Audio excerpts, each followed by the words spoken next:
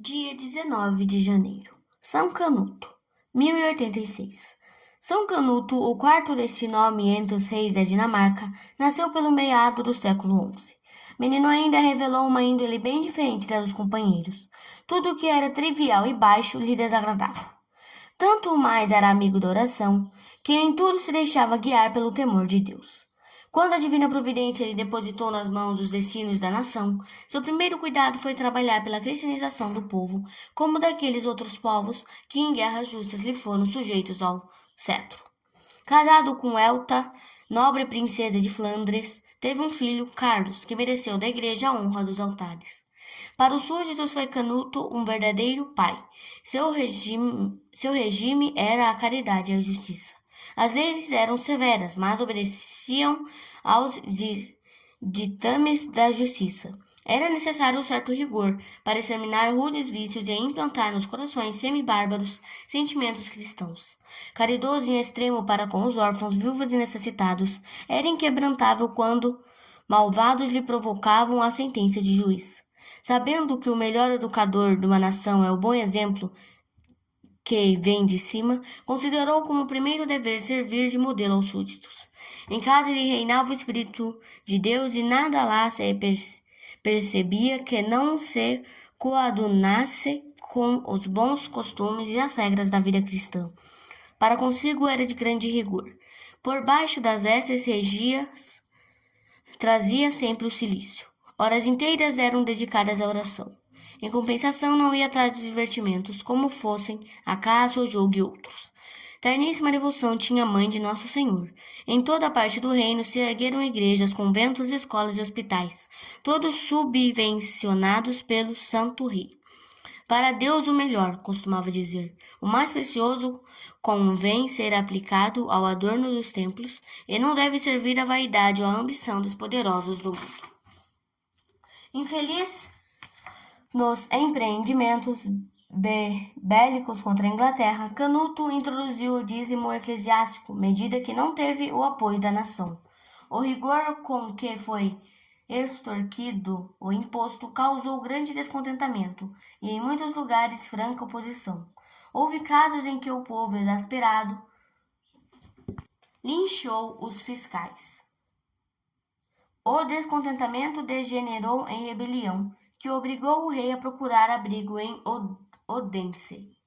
Os inimigos, porém, perseguiram-no até a igreja, onde o assassinaram ao pé do altar. Canuto IV foi canonizado por Pascoal I. São Canuto é padroeiro da Dinamarca. Reflexões. Primeiro, a vida deste santo soberano revela-lhe o profundo respeito para com os sacerdotes e o empenho de incutir o mesmo respeito aos súditos. Os sacerdotes não são anjos, são homens fracos como os demais. Cristo entregou o governo da igreja não a anjos, mas a sacerdotes, a homens. Nada mais natural, coisa que não pode surpreender, que sacerdotes errem e pequem. A história da igreja de todos os países tem exemplos de grandes faltas e escândalos de sacerdotes, que na sua queda arrastaram muitos outros à perdição. Entre os próprios apóstolos havia um infiel e ladrão. Ário, Nestório, Pelágio, Lutero, Calvino eram sacerdotes. É fato que se observa. Um sacerdote que declina no caminho do dever e da virtude costuma ser pior do que outros pecadores, que ofendem gravemente a Deus. Se um dia teus olhos ficarem ofendidos pela falta cometida por um sacerdote, se acontecer que o mau procedimento de um levita do Senhor te cause grave escândalo, não te deixes perturbar na fé e nas convicções religiosas. O pecado individual de um sacerdote não afeta o estado sacerdotal e não degrada a dignidade do mesmo. O caráter sacerdotal não pode ser a causa do pecado.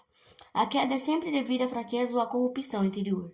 O pecado, portanto, envergonha e desonra o indivíduo, não, porém, o estado de que é representante. O apostolado nada perdeu em dignidade e grandeza pela traição de Judas. O próprio Salvador disse: é preciso que haja escândalos. Ai do homem, porém, que der escândalos. Longe, portanto, de vacilar na fé, quando souberes de semelhantes coisas. Pede a Deus que dê à igreja dignos e santos sacerdotes. Conserve na graça os bons e reconduza ao bom caminho os maus. Bons sacerdotes são a bênção do povo. Maus sacerdotes são sua desgraça. É certo. Um bom sacerdote não entra sozinho no céu, e o mau sacerdote não entra sozinho no inferno. Não há dúvida alguma que Deus atende às obras e orações feitas no intuito de obter bons sacerdotes. Estado nenhum há tão odiado e desprezado como o sacerdotal. Há pessoas, se bem que católicas, que não perdem caso de dar demonstração da antipatia, do desprezo que votam ao Estado sacerdotal e a seus representantes. Em muitos é um profundo preconceito que os faz proceder dessa maneira. Generalizam a falta que observam em um ou outro sacerdote, estendendo-a à classe toda. Não se convencem da injustiça que cometem e da falta de lógica em que incorrem. Há maus médicos, maus advogados, maus engenheiros. No entanto, ninguém inculpa a coletividade das respectivas classes por causa de faltas de indivíduos indignos. Seria uma injustiça. Não se deve aplicar a mesma medida ao estado mais venerável? Outros há que odeiam o sacerdote por causa do caráter sagrado. Este ódio não se dirige contra a pessoa do sacerdote, mas contra o estado que representa. É um ódio satânico de que nosso Senhor falou. Se me odiaram a mim, que sou vosso mestre, a vós odiarão. É o ódio a Cristo e à Igreja. O bom católico respeita os sacerdotes, reconhecendo neles os ministros de Jesus Cristo. Santo Antônio pedia a bênção dos sacerdotes, ajoelhando-se diante deles. Santa Catarina de Sena não beijava a mão do sacerdote, mas o lugar onde pisara o pé.